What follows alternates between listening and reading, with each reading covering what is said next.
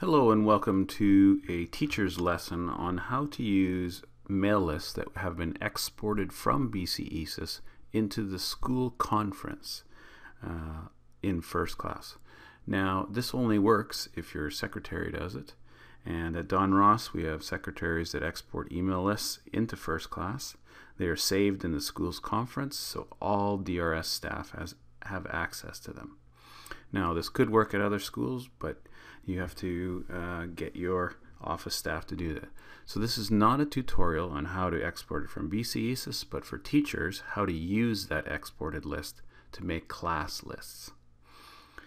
So before you do the work for this, always clarify with the office staff in the school or the STC that this is the final list, because they often put in a list that you can use temporarily, and it's good for individual emails, but making mail lists with it is not a good idea, because there's really good reasons for it. They have a million confirmation lists that come in the first 2 weeks, and they often have to re-export it.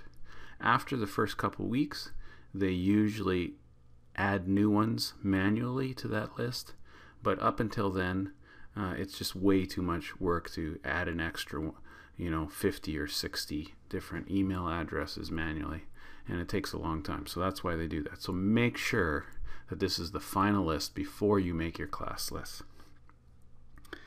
So anyways, here we go. You've logged into your FirstClass. This is my look. Many people have different looks, but you can get to your FirstClass, to your conferences in a couple different ways. There's conferences here, or conferences here. So I'm just going to go this way. And then there's two different types of conferences. There's school conferences and district conferences. We use the school conference, and whatever school you are attached to is the only one you'll have rights to. So you have to, at our school, we'll go into Don Ross Secondary, and then you'll notice we have all these things that you have access to. We're going to concentrate on this. This is the 2012-2013 parents list. You right click and add it to your desktop. Close your conferences, or hit back depending on which format you have, and then I'm going to go to my desktop. And then I got to look around. Here's the 2013-2012 parents.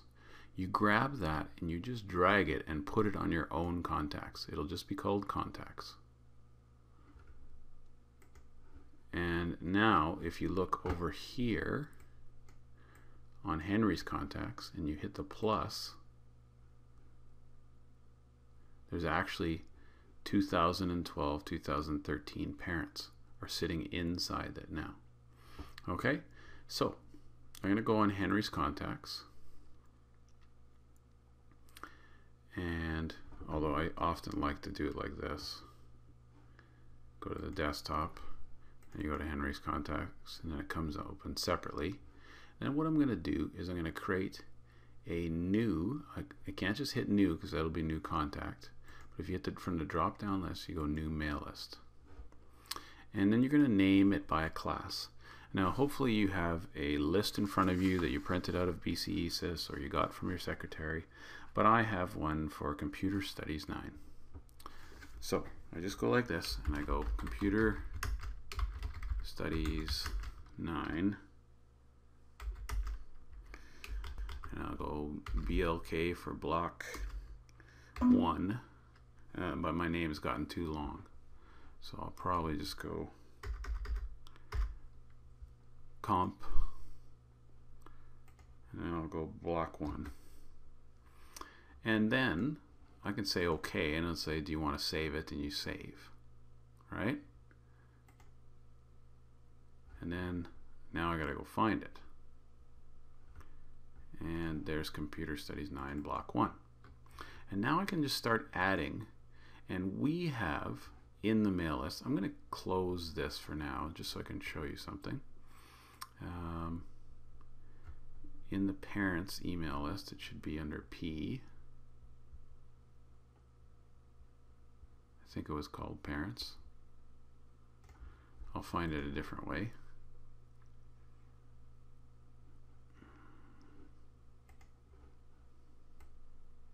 There's my parents.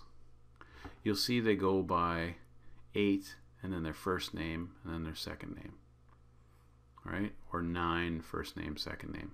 And sometimes they put 1s and 2s behind in case there's an email for both the father and the mother or grandmother or whatever. So that's how we'll start our email list. So I'm going to go back to Henry's contacts again. I'll go through it this way. And we'll go to computer studies.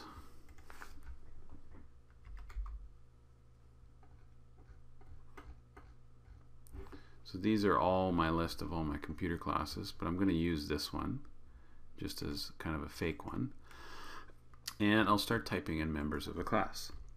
So we're just going to say my class has only 3 kids because this is not a real one. So I'm just going to go type Lucas, and then it says the name of the kid, and it's good. He's in there.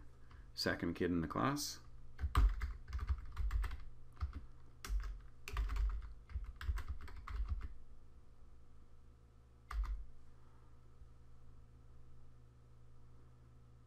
Now, you always have to check. Sometimes if the kid's not in the class, it probably means one of 2 things. You either spelled it wrong,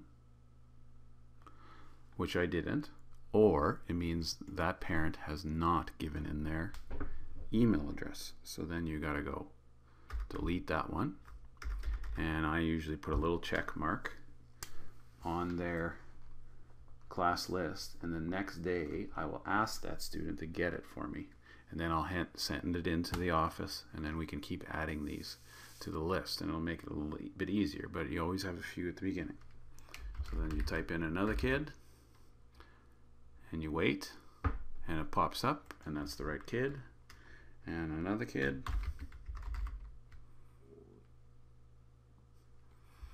and now there's a couple Jacobs, so then I got to pick up the right one, and then I say okay. And now if I close this and I go to my mailbox and I want to send a new email, I can give it a subject of test and 2, and it was just comp, right? So we wait for comp studies 9 block 1, and there it is. And I can send an email to the entire class, just like that. And you have to do that for your multiple classes. And that's how to do it. Thanks for watching.